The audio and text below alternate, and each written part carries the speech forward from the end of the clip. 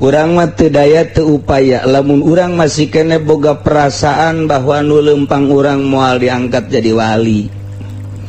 Urang lamun masih kene boga perasaan urang nu salat moal diangkat jadi wali. Sebab naon? Sebab aya ikhtiar. Satungtung urang ikhtiar berarti urang gagali bedan, guguli bedan. Non gitu ngaranna bubulik bekan. Bubulik bekan dina syariat bae. Pan urang naik tah kana hakikat teh ngaleungitkeun ikhtiar. Teu bisa urang ngaleungitkeun ikhtiar kajen kumaha ge lamun eueuh cara-cara ngaleungitkeun ikhtiar. Jadi ikhtiaran ge ku urang ku ari urang teh ikhtiar, ari hakikatna mah janang Allah ieu. Urang ikhtiar hayang sugih ja ai hakikatna susah mah ikhtiar urang tinggal ikhtiar susah lain. Urang ikhtiar hayang cager ja hakikatna mah cager teh nang ti Allah ai ku Gusti Allah teu dicagerkeun mah ikhtiar tinggal ikhtiar. Ikhtiar urang teh weuna naonan mun kurang diamati mangan teu meunang langsung notog urang ninggalkeun ikhtiar. Urang balik ngaji di dieu tek bae datang ka imah Kak bulan kapan tuh mau ka warung lah sajan mau ka warung ku Allah hentik disusahkeun mah susah bae terus kumaha Allah bae pun jadi kieu ka haji bareng balik ngaji di Cilongok jadi kieu wah sana lain deui Kak atuh geura dahar lah sanajan dahar gawe ku Allah henteu disebutkeun mah sabeuh bae tanaga mati Allah lah geus moal dahar-dahar wah asana ieu mah ieu asana ieu Kak dapur geus eueuh beas lah geus teu kudu melu beas pasrahkeun ka Allah bae ye pan jadi kieu ye wah tah lain kitu metakeunana lain kitu. Jadi urang teh kudu nyaho di awak urang teh aya nafsu teh kapan kudu dituturkeun ku urang hakna nu lain hakna kudu dipicen awal neuk micen ikhtiar. Nafsu aya urang contoh nafsu dahar nafsu nginum nafsu sare eta teh kapan kudu dibere kudu dicumponan hak nafsu cak Kangjeng Nabi teh kudu dicumponan sesuai jeung hak-hakna tuh bikeun atil haqqa kulladzi haqqin bere kulladzi haqqin haqqo urang ieu lapar aya hak lapar dahar nafsu dahar cumponan hakna lantaran urang lamun teu nyumponan hakna ceuk syariat pae sebab kekuatan urang ieu adalah melalui eta ceuk syariat heula cumponan hak nafsu dahar ulah sote kalazatan jeung kangeunahanana sesenangan dahar tuh sia de urang hayang nginum dahaga lah ulah nginum cenah eta saupa tuh modar sia ngelew bisa di dinya hak nginum dahaga di dieu sok cumponan eta lantaran dahaga boga hak ati kullah hakin dihaqq geura dikeun supaya ulah dahaga nu diulahkeun sote luar daripada kepentingan dahaga enakanana talazulna sesenanganana istimana tamatuna ta eta nu ulahna. Jadi aya dua setiap urang dahar aya dua di dinya aya hak dahar aya sesenangan nginum aya hak nginum aya sesenangan pakaian aya hak pakaian aya sesenanganana pamajikan aya hak pamajikan urang teh biologi pan urang teh atuh ye atuh teu sare-sare jeung pamajikan mondoyot. Nah eta teh gabogaan hak ngan eta sesenangan leuleuyihna nu teu meunang mantak diatur adab-adabna. Jadi lain berarti nafsu lain dieueuhkeun dibunuh teu meunang diatur nafsu teh. Nah mantak supaya urang bari dahar ge inget bae ka Gusti Allah hiji ulah sesenangan dina daharna ulah enakan dina daharna ieu menyumponan hak dahar awak mun teu make sangu nisbat di Indonesia leles niatan jang ibadah pikih keneh tah wari praktekna melalui adab ilmu tasawuf satungtung urang dahar teh ya inget bae ka Gusti Allah urangna ti Allah ku Allah ka Allah, ieu teh ti Allah ku Allah ka Allah. Tah kos kitu terus urang emang teu ngomong eta sangu ngomong sangu teh urang mun ngadenge mah ngomong kula ieu deuk di dahar jang naon maksud maneh dah kapakur jadi urang teh bari dahar teh temen saya kira-kira henteu bakal dijadikeun kakuatan macak sangu teh beuh atuh kula memubahi urusanana kabangpaatan naon nu diasupkeun ka jero beuteung atulah tah ngomong setiap urang dahar teh tah sangu ngagerokeun urang lauk ngagerokeun urang nanya ka urang teh pake aing ibadah sebab aing diciptakeun ka Gusti Allah teh lain ngan sakadar heureureuyan lain cak sangu cak lauk cak cai kabeh ngan urang teu bisa ngadenge hungkul lantaran hijabna pohara jasa. Nah teh eta urang kos kikituan kos tak eta teh ngaranna hal itu jadi hal nyaritakeun hal berangkat urang tina dahar aya hal mulai geus ko beda daharna tinu sejen eta ngaranna hal waspul fadlah nu tadina mah biasa ku ari mah ku Gusti Allah ditaekeun derajat urang ti hal kana hal tina hal biasa kana hal nu lain biasa tina hiji makom kana makom nu lain biasa mulai urang tina dahar tina nginung tina pake tina sare terus sare lamun henteu tunduh ulah sok dikedeng-kedengkeun sanggeusna tunduh ge ulah ngedeng dina kasur anu bagus cukup bae ngampar di handap ngumantak ahli tarekat mah ahli tasawuf di masjid ge bari nundutan bae kana mah keur ngaji ge hees bae kana mah nyaho tarekat nyaho ahli setan pamatu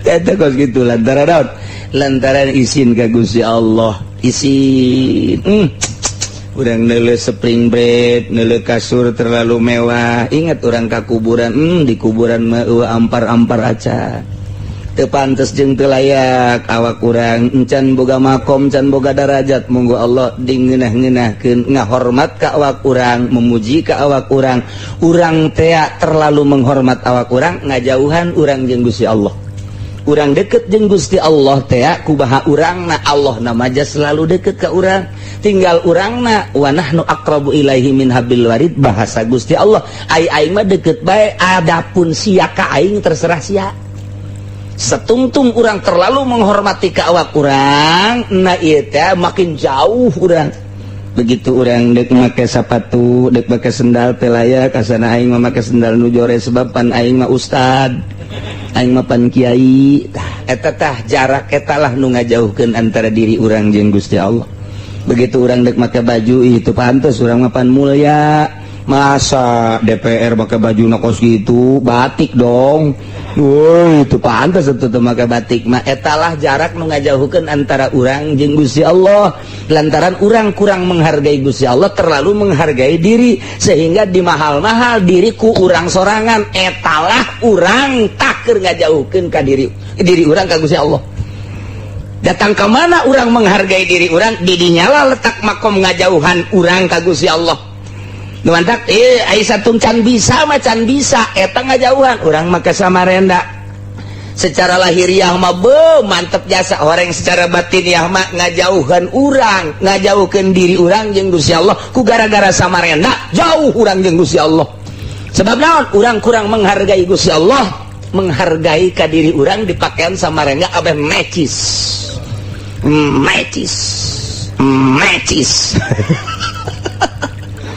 sebaraya hargana baju iya mah 100.000 aya ieu mah 200.000 beda kok beda ieu mah dipake ngeunaheun mulai dina benak hati urang teh pantes awak aing mun make nu 300.000 hiji mah leuleus kadua ngeunaheun jeung asana dideuleuna tah aya bahasa dideuleuna karasa ngeunah jeung dideuleuna ngeunah berarti kan orang menghargai diri orang jadi berarti diangkat ku urang sorangan melalui pakaian anu bagus eta teh cek zahir kos kitu batin mah jauh jasa urang jeung Gusti Allah kahalangan ku perasaan terlalu menghargai diri urang ka urang menghargai urang jadi supaya urang teh hargaan cak urang hargaan ulah di mahal-mahal awak urang semakin teu di mahal-mahal awak urang semakin deket urang jeung Gusti Allah semakin tadi mahal-mahal semakin deket, semakin deket jasa geus teu dianggap awak urang deket jasa nu mantak urang teh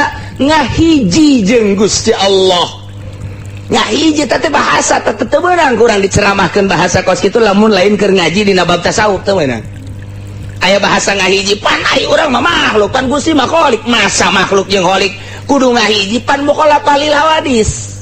Nah, dek dibawa ke dia, sasar sia guru. Mata guru tarekat mah loba nu disasar-sasar. Teu beunang tah urang nyeramahkeun kos kitu lamun encan lihe, can nyaho jeung can boga perasaan. Teu beunang lamun lain dina keur ngaji kitabna. Teu beunang ngahaja-haja.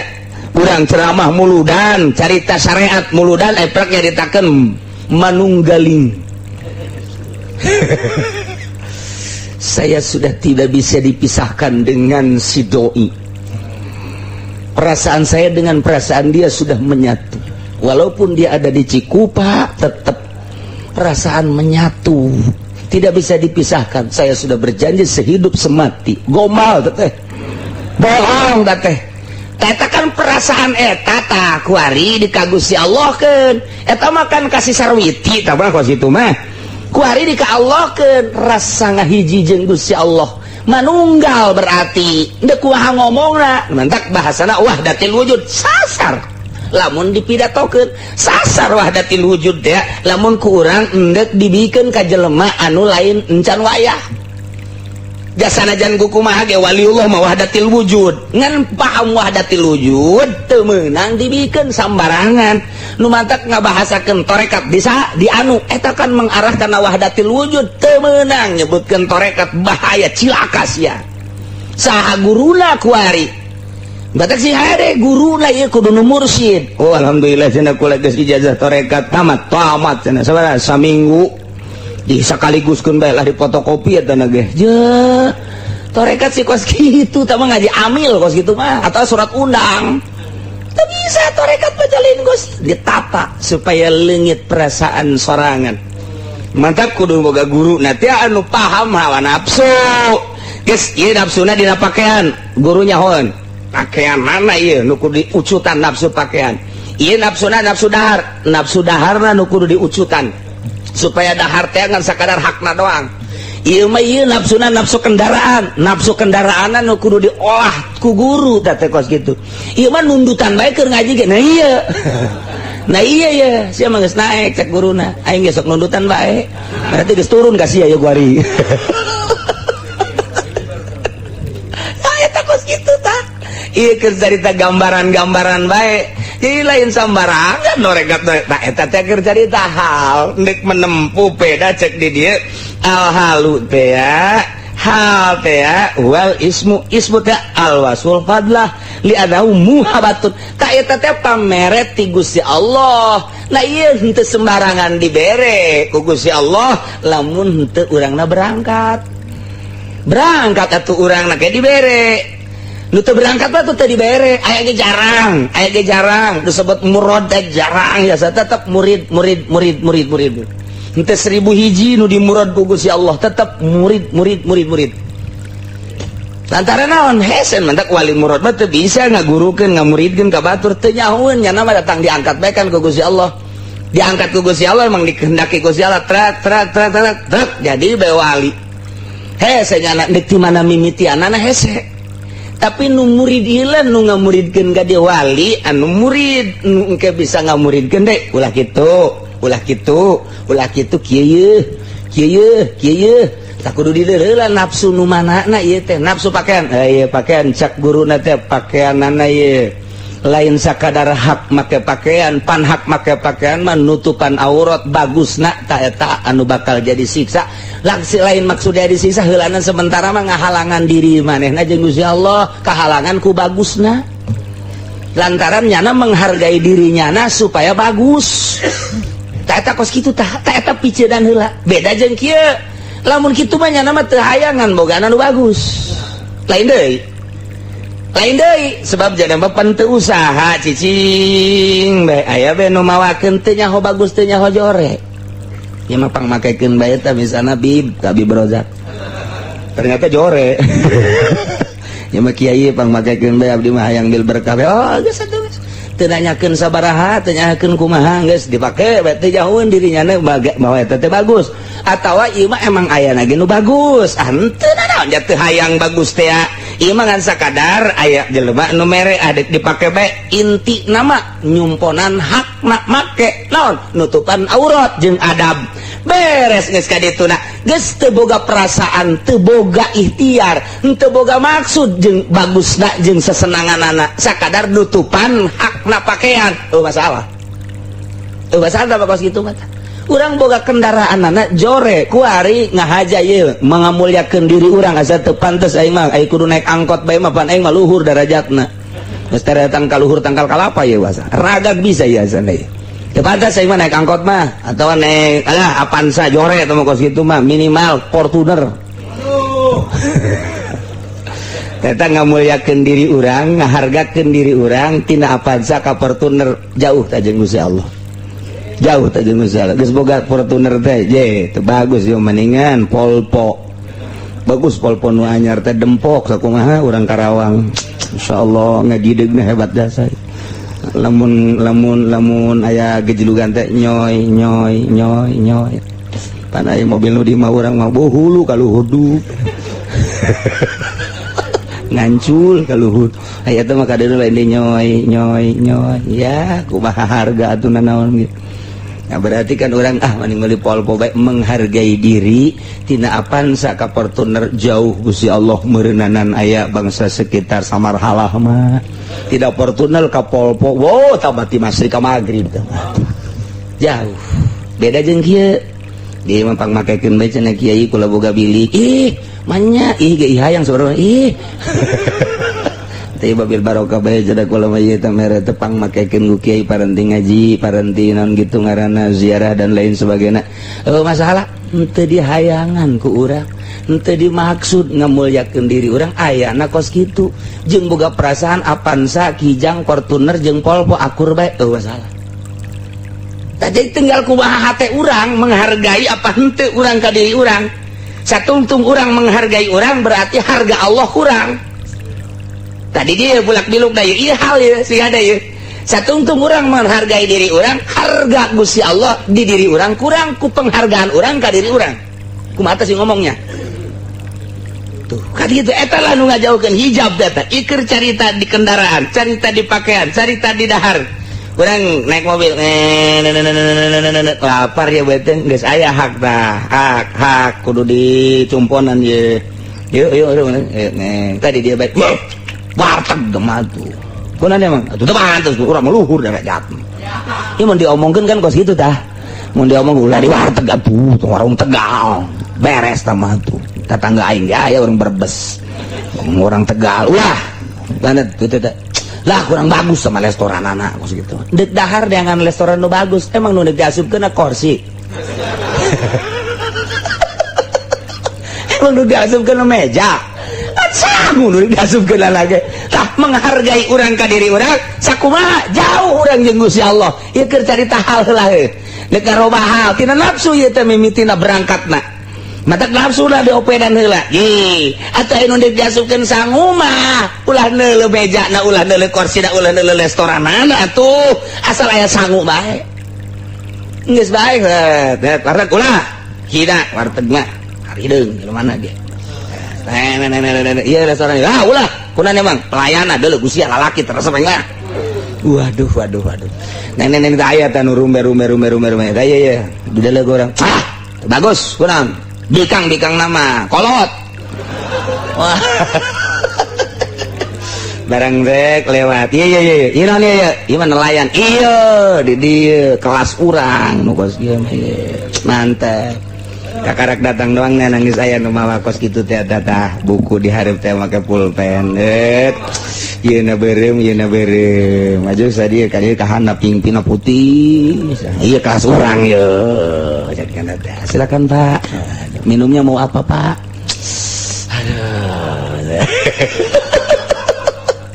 kelas 3 kelas di dunia mah naik kurang teh tina kelas warteg naik ke kelas restoran biasa naik ke kelas naik ke nomor sekiji dunia mah luhur jelema kabeh memandang istimewa menurut Allah jauh makin jauh. Sebabnya menghargai orang ka diri orang, tah ku penghargaan orang ka diri orang sakumaha orang menghargai diri orang, berarti orang teh aya, berarti diri orang mulia, dimulyakeun ku urang sorangan, dipapantes ku baju nu mahal, dipapantes ku kendaraan nu mahal, dipapantes ku restoran dahareun anu mahal. Allah berarti tersita coceng teteh hak Allah.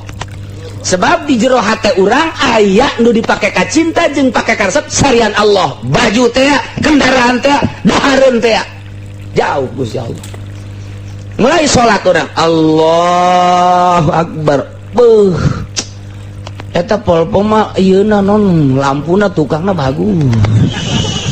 Hebat teh eta nu kuari mah. Aduh dibandingkeun jeung Mercy bagusan polpo. Mercy ge bagus sebenarnya masa. Waduh, eta nu kuari teh naon Hyundai. Bagus teh kos Alphard bae gede deh, sebaranya hargana. Di mana eta sih juit sabaraha poe eta teh urang ngamun meulihnya. Mun keur salat sih aya transaksian segala. Datang ka mana ngahargaan diri urang, ngahargakeun diri urang. Nah iyalah etalah pangkat urang di dinya. Allah datang ka leutik teu kadeulean ku terlalu menghargai urang ka diri urang. Nah dina ilmu tarekat teh supaya diri urang ulah dihargakeun ku urang. Sepelekeun awak urang, akurkeun jeung tai kotok, akurkeun jeung tai embe, akurkeun jeung kocomberan. Nu matak diciduhan tiis bae. Tiis bae diciduhan urang. Siap barang di dalam nu ciduhanna gadis bari senyum mantap. Tenang lagi cek urang teh. Aduh. Tak ieu teh ngahargakeun urang ka diri urang etalah hijab. Nu matak ngeunaheun jasa ge salat, ngeunaheun jasa Allahu Akbar, Allahu Akbar. Eueuhna naon di jero hate ngan Allah doang atuh nikmat. Ngeunaheun salat teh Allahu Akbar. Geus ulah make usoli ka ditu mah. Usoli teh salat kaula berarti nyana teh ngaku aya diri. Eta mah kos kitu mah salat sapinah. Cuma salat sapinah tah mah. Geus mulai ti engke zuhur geus ulah usoli aya jadi Muhammadiyah sana ieu. Tarekat lain aja. Lain jadi Muhammadiyah kajajade deh. Ulah urang mah keur syariat mah syariatna biasa usoli mah keur dongeng jelema nu luhur pangkatna atuh emang geus jeung Allah bae atuh datang ka dieu Allahu Akbar.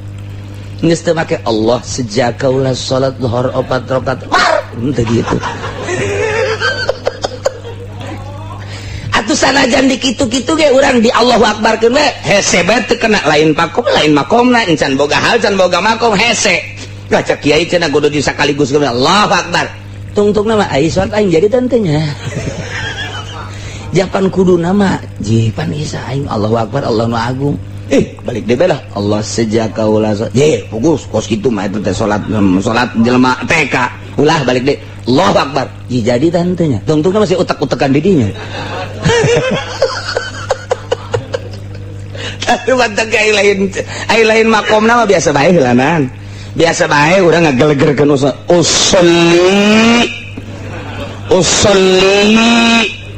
usolli siap dan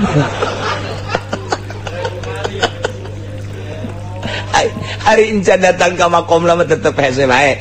Matak ieu keur carita gitu menang diseriuskeun lantaran ditiru engke bakalna. Asal ditiru urang robah.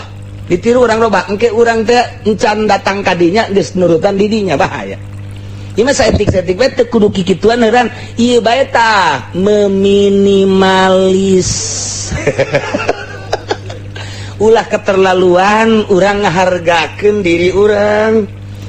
Panjelema anu ngahargakeun diri mah mending nu sugih nu susah ieu mah. Aya jelema susah aju asa kasinggung. Tah sia ku aing manang-manang dibeli sia ku aing hulu sia pugunya nana ge dahar hese. Ngomong dibeli hulu sia. Pan aya nu sugih onam sia petatang peteteng di hareupeun aing. Sia jeung pakaian sia jeung imah sia diborong sia ku aing.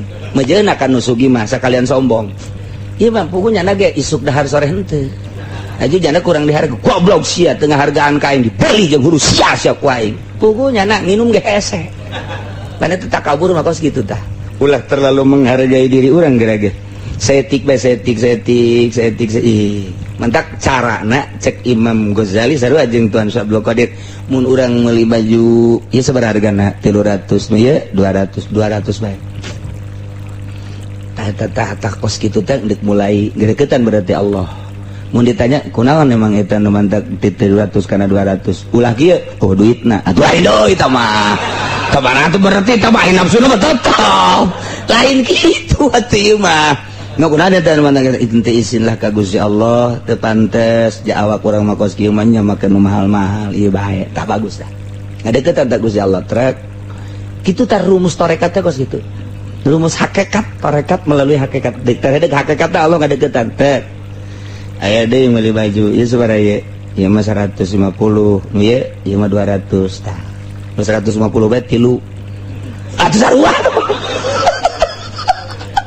atuh leuwihan nya bebeja ka pamajikanna ieu mah 200 teh meuli ngabeulina ngan hiji anu 150 mah kabeulina 3 banding ieu mah leuwih lobanya tuh atuh bloon teh mah bloon kene sarua ieu mah lain kitu turun tina 200 kana hareup 150 emang teu aya deui kitu duit aya mah ayangan lah teu kudu nu mahal-mahal di awak urang mah kos kieu ieu pejabat lain urang mah profesor lain insinyur lain jauh sapira di masjid ka imah di masjid ka kan bagus tak kadengena ge ngeunaheun kan kana hate sedep kadengena jadi cek pemajikan ai teu kapake mah duitna ka dieu teh jang kula pan hendak deui bae ka urang hideuk loreka teh hese jasa nya jeung urang nya jeung pamajikan saraya jasa ai kudu teh lain kitu pan dibikeun ka pamajikan dah geus ai jang kakak henteu kalau aing ngeusin ka Allah bae ka hayang menta ka sia sak pamajikan ribet dibare mah dibere ngeuk dicokot deui hese kos kitu teh hese lain lalagan tah turunkeun geus ieu sabardi teh 150 nu ieu mah ngan 70 bae kunaon emang terlalu menghargai diri geus beuki deukeut Gusti Allah deukeut Gusti Allah dar di restoran itu bagus teuing teu bagus urang mah teu sapira urang eta bae tadi dah itu ge bagus teuing eta bae tadi nya teh mah warteg geus bae teh sangu-sangu kene ja warteg ge itu cek pamajikan dasar pelit oh bener lah tunggu mah guys kaji di dinya ulah mah di ditu pan misah jeung pamajikan aing gara-gara nasaup jadi misah ya ese jasa hirup lu batak ge ulah ketergantungan satungtung aya ketergantungan picen ketergantungan anak urang kayak tergantung ke pamajikan ieu pamajikan berarti henteu mawaan ka akhirat teu mawaan deukeut ka Gusti Allah ketergantungan urang ka pamajikan serahkeun pamajikan kumaha hayangna geus ente anak-anak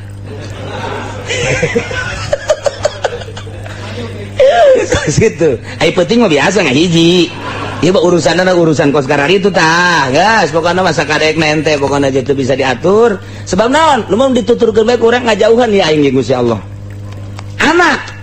anak teh teu bisa nuturkeun urang kok kadahanan hudang ti peuting mah atuh salat telanan geus sakali 2 kali 3 kali lantaran urang puyeng ku anak bae pasrahkeun ka Gusti Allah sabodo sia aing geus ngadidik ka sia aing deuk nyalametkeun diri aing hayang deukeut jeung Gusti Allah kudu siap kos kitu norekat kudu siap jasa kos kitu jadi nu mantek loba nu teu ngurusan anak kadeleuna teu ngurusan anak geus ngan teu bisa kadena ala kadar bae sebab naon ieu hate ieu bahaya pasrahkeun ka Gusti tawakal tu Allah tah eta teh pakaian geus diminimalkeun ku urang kendaraan geus diminimal lagi mah barang jadi kiai ngagedean mobilna ge jadi ngabagusan bener pun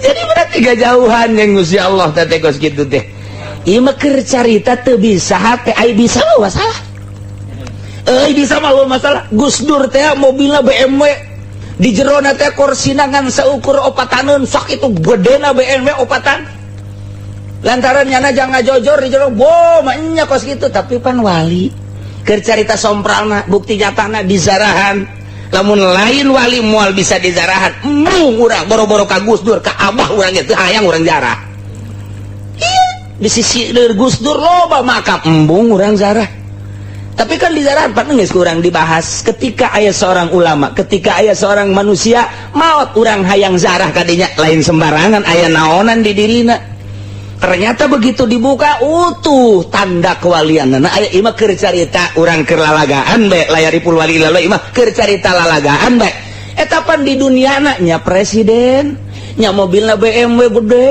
deui kadang-kadang naik Alphard nya nama kadang-kadang naik baby band deui aduh aju main hotel bae pan deui atuh urang ge meureun daek jadi wali kos kitu mah tah hayang urang ge wali tapi kos Gus Dur belum teh coba urang mah urang mah nu di deuleu kesenangan apa hatenya na teu dikodok ku urang apa hayangeun nya naik mobil kendaraan gitu apa hayangeun hotel masuk eta mah kaayaan situasi bae mesti datang ke hotel anu lantaran meeting di anu mesti datang ke hotel anu lantaran musyawarah di atuh mesti datang ke Senayan lantaran iku situasi teu hayangeun jelema ketika nyana kanyahoan teu hayangna dilengserkeun mun dipertahankeun bisa lantaran nyana teu hayang geus bae dipurkeun bae tuh nah iyalah diminimalkeun ku urang kuari mah segala rupa diminimalkeun geus make bakiak teh setelah orang tafakur tina beli anu hargana 5 juta turun ku ari teh kayeni atuh tina beli kayeni beli lalaki yani turun ka sendal biasa ya turun deui ka Lili sendal merek Lili lain Haji Lili turun deui ku ari mah asana luhur teuing make sendal Lili ge make sendal capit swallow luhur teuing swallow ge make buatan bojong make buatan bojong ge luhur teuing ku ari make bakiak terakhir tapi ku ari mah make bakiakna tasawuf jeung make bakiakna anu ngetren ieu mah hayang sohor abeh pajar tasawuf atuh lain deui. Jadi eta kele barangna dipake ku sieu mah bener tasawuf setelah tafakur jeung muraqabah. Embung mahal teuing, embung bagus teuing, embung trek deui nu panghina-hinana adalah bakiak. Beda jeung urang, meuli bakiak tah. Ayo nurutan kiai. Ya ge sok make bakiak, urang ge make bakiak geus abeh pajar kiai urang ge abeh pajar pan, lain pan. Nah eta mah lain deui, ieu mah asli make bakiakna teh ngahinakeun diri di hareupeun Allah hayang darajat Allah. Nu ieu mah nurutan teu jadi nu ieu.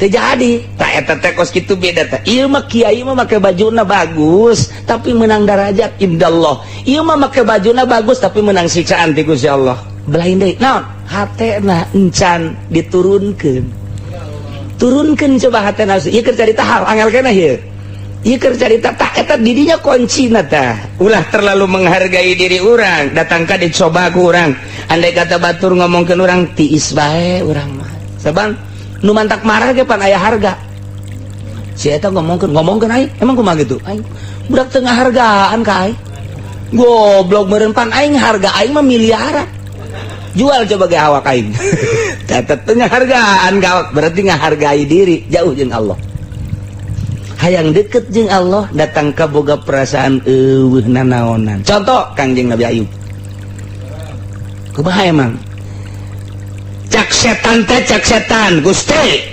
Ayub mah ibadah sote atuh bener bae hartanya nama jujung kelan salat ya tah mah hayang maju tanina buktikeun ku aing cek Gusti Allah janjana makrna Allah buktikeun coba setan Gusti cak setan teh ayo dibelum hartana tek sugan robah Kangjeng Nabi Ayub henteu Allahu akbar cek Gusti Allah setan aya harta nu nyasa salat keneh henteu salat dah cak setan tamanya nama demi keluarga anak tamanya nama ngadoa ge jang anak yang keluarga lain jang Gusti tamah begitu Kangjeng Nabi Ayub keur nyantai anak ragam kabeh paeh kabeh kumaha tah Kangjeng Nabi Ayub Allahu akbar setan cak Gusti Allah teh aya keneh anak nu nyasa masih jadi ibadah teu masih dah kabajang diri sorangan hayang sehat hayang bagus hayang hebat hayang kubatur pajar di istimewa ya buktikan ku aing sia cak bere buruk sok wabeh awak Allahu akbar Allah setan awakna geus kubak we rajit Gusti masih ibadah Allah masih naon deui jaheunya jaheunya jadi geus dileungitkeun harta leungit anak leungit awak leungit tinggal qalbu dong Allah robatan teu henteu naon eta nu mantak teu menghargai harta Kangjeng Nabi Ayub teu menghargai keluarga Kangjeng Nabi Ayub teu menghargai awak leungitkeun Gusti awak abdi acurkeun awak abdi tetep ka Gusti Allah. Tuh, lamun urang menghargai awak, kakarak lieur saya teh dokter atuh. Dokter. Itu menghargai awak urang kan berarti. Jauh tah urang jeung Gusti Allah. Urang mulai guys, tek bae muriang moal ka dokter lah aing mah pugu nyeri. Atuh ari makom syariat mah ka dokter bae. Henteu ngaluhuran urang da sok engkena buku di makom-makom syariat. Tuh, kunana tak borok. Atuh lain ka dokter ge mung lah kajeun kena kulaleur bae. Sia ngeunaheun, tah tetangga sia baueun. Atuh kajeun lah kena baueun. Pan eta tungtungna mah ngahinakeun ka diri sorangan, lain ngahinakeun naon kitu ngaranna ngateungeunahkeun ka batur. Aya bae babaturan ka reueul. Tonton meunang urang ngateungeunahkeun ka batur teh. Tuh, jadi aya lain makom nama ulah. Nah, kuncina hayang boga hal, kuncina hayang boga makom, nafsu na urang disaetikeun heula. Datang ka teu menghargai diri. Datang ka mana urang menghargai diri urang, didinyalah urang jauhna jeung Gusti Allah. Ketika urang geus teu menghargai sama sekali ka diri urang, harta teu menghargai. Urang teu ngahargaan harta, urang teu ngahargaan keluarga, urang teu ngahargaan awak urang, didinyalah deukeut jasa. Henteu kudu ku Gusti Allah dicokotan. Sanajan aya ge ulah